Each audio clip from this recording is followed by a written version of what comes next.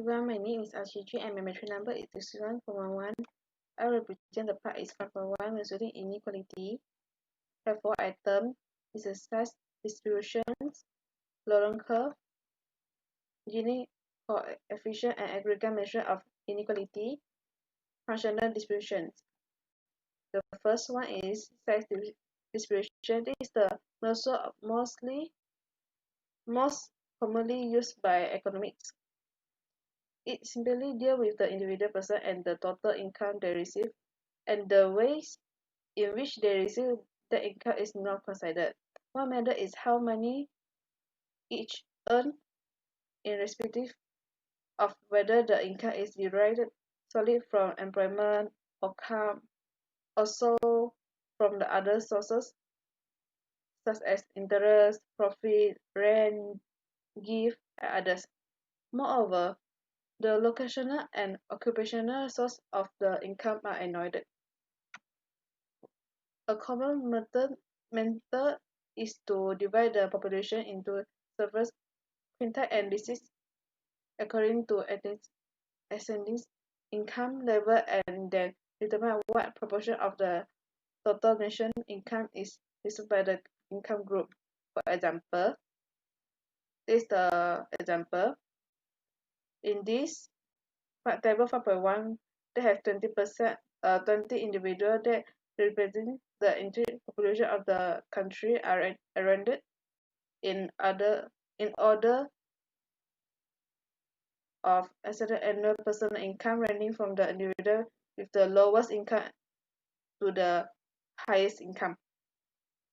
This in column 2 have the total of all individual amount to 100 units. Okay. And in column 3, the population is grouped into quintile of the 4 individual each, like this, 4 individual.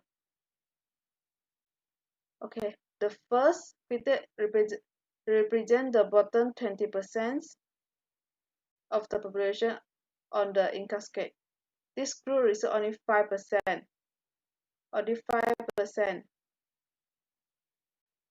of the total national income, and the second quintile receives 9% of the total income. Okay, a common measure of the income inequality that can be derived from the column 3. That is the ratio of the income received by the top 20% and the bottom 40% of the population. To provide a more detailed breakdown of the size distribution of income, this is in the column 4. This is scaled at a share in the list in the column 4. We see, for example, that the bottom 10% of the population receive only 1.8. Only 1.8 of the total income, while the top 10 only receive 28.5%. Finally, if we want to know what the top 5% receive, we could divide the total population into 20 equal group of the individual and calculate the percentage of total income received by the top group. In table 5.1, we see that the total top 5% of the population receive 50% of the income, a higher share than the combined share of the lowest 40%. Okay, next, the Laurent curve. This is a graph depicting the variance of the size distribution of the income from perfect equality, and the number of income received are plotted on the horizontal axis, not the absolute term but in correlative percentage. For example, at the point 20, we have the lowest 20% of the population, and at point 60, we have the bottom 60%. At the end of the exit, all 100% of the population have been accounted for. The vertical axis shows the share of the total income received by each percentage of population. It also collected to the up to 100 that both axes are the same range. You can see this 100, 100. The tree figure is enclosed in a square and a diagonal line is drawn from the origin of the square to the upper right corner. At every point on the diagonal, the percentage of income received is equal to the percentage of income received. In other words, the diagonal line in figure 5.1 is representative of perfect equality in size distribution of income. Each percentage group of the income is reflected that same percentage of the total income. For example, the bottom 40% receive 40% of the income, while the top 5% receive only 5% of the total income.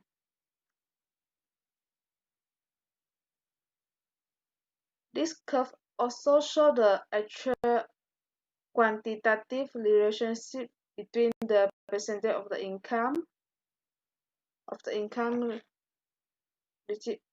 recipients and the percentage of the total income that did the first receive during, say, a given year.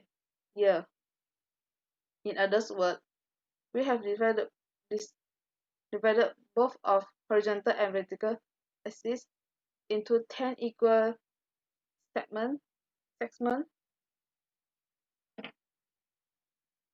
corresponding to each of the 10 listed groups. The point A shows that the bottom 10%, like this here, of the population is only 1.8 of the total income, and the point B shows that the bottom 20% is receive 5% of the total income. The Laurent line curve away from the diagonal. The greater of the degree of the inequality represented. The extreme case of the perfect inequality would be represented by the corner of the line, the Laurent curve with the bottom horizontal and right-hand vertical axis. The greater the degree of inequality and greater the band of the closest to the bottom horizontal axis, the Laurent curve will be. We can see at this right here we have two curves. The curve and good evening. My name is Mohamed Ridwan Said. My Matric number is 249894. I'm going to proceed my part, which is Gini coefficient and aggregate measure of inequality. Gini coefficient is the most general method for measure the income distribution, and it was developed by the Italian statistician Guardo Gini. Gini coefficient summarizes the income distribution measured according to the Lorenzano curve with a figure. The coefficient is the division of area between Lorenzano curve and the line perfect of equality. By the area which lies beneath the line of equality A plus B. The Gini coefficient is measure of inequality, usually income inequality. It measures the difference between the vertical line and the Lorenzano curve. The Gini coefficient of 0 is perfect equality, while the Gini coefficient of 1 is perfect inequality. Next part is functional distribution. The functional distribution of income refers the amount of income paid to the various individuals of households. A single individual may receive income from more than one factor of production or from one source. A man might get income by offering his labor service from renting his property lending, or building, and from his whole holding of company shares a government boundaries.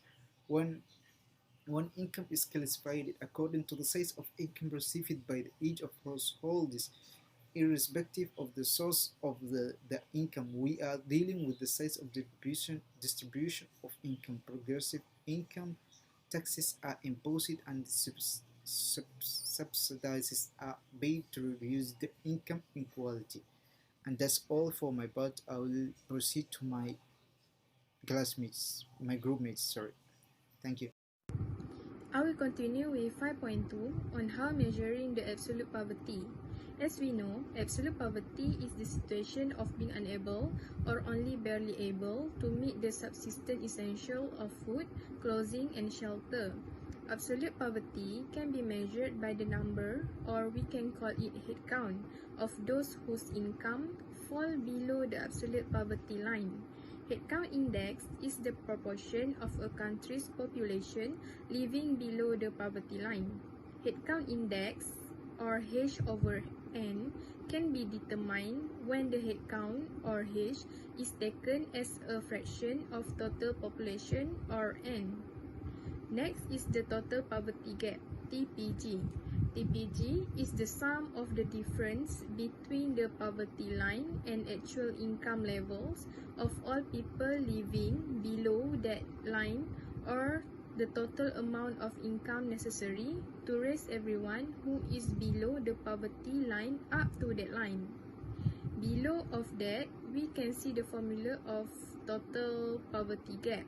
In the equation, Yi is the poor person's income and Yp is the absolute poverty line. This figure shows us on measuring the total poverty gap. Based on the figure, we can see two countries with the same headcount index may have quite different poverty levels. Country A and country B in the figure below both have the same headcount index, even though 50% of the population in both country A and country B falls below the same poverty line. But if we calculate the total poverty gap using the total poverty gap formulation, the total poverty gap in country A is greater than in country B. There are many more people below the line in country A than in country B. Therefore, it will take more of an effort to eliminate absolute poverty in country A. My name is Madihah Binti Adnan, Matric number 265066. I'm going to elaborate more about measurement absolute poverty. I'm going to elaborate about average poverty gap, APG, and how to calculate APG. APG stands for average poverty gap. It is a formula of total poverty gap, TPG, over or distributed to the number of persons in economy or total population. And it is under APG also there are normalized poverty gap, NPG, where the formula is average poverty gap, APG, distributed to the income of the individual within the economy. Next, I'm going to talk more about average income shortfalls, or AIS, the second measurement of poverty, absolute poverty measurement. I stand for total poverty gap, TPG, distributed or over the number of poor persons in the economy. Where inside ICE there are also normalized income shortfalls, NIS. The formula is average income shortfalls, ICE, over or distributed for the income of the individual. Hi, my name is Yong Wei Ning, and my matrix number is 263178. And I will continue with the Foster-Greer-Tollback Index, which is FGT. The individual indices within the family are derived by substituting different values of parameter alpha into the following equation, where Yp is the poverty threshold, N is the number of people in economy, H is the number of poor, which is those with incomes at or below Yp, Yi is the income of each individual I. If alpha is low, then the FGT matrix weights all the individuals with income below YP roughly the same. The higher the value of alpha, the greater the weight placed on the poorest individuals. The higher the FGT statistic, the more poverty there is in an economy.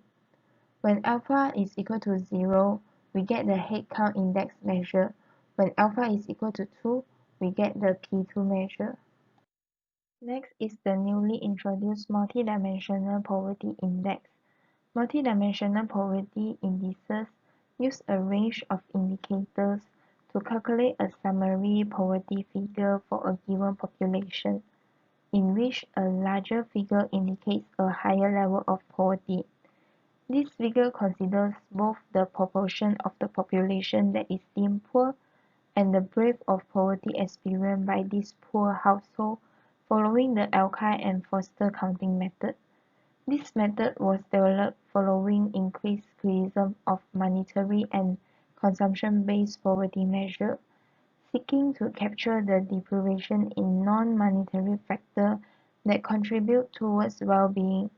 While there is a standard set of indicators, dimension, cut-offs, and thresholds used for a global MPI, the method is flexible and there are many examples of poverty studies that modify it to best suit their environment. The methodology has been mainly, but not exclusively, applied to developing countries. Thank you.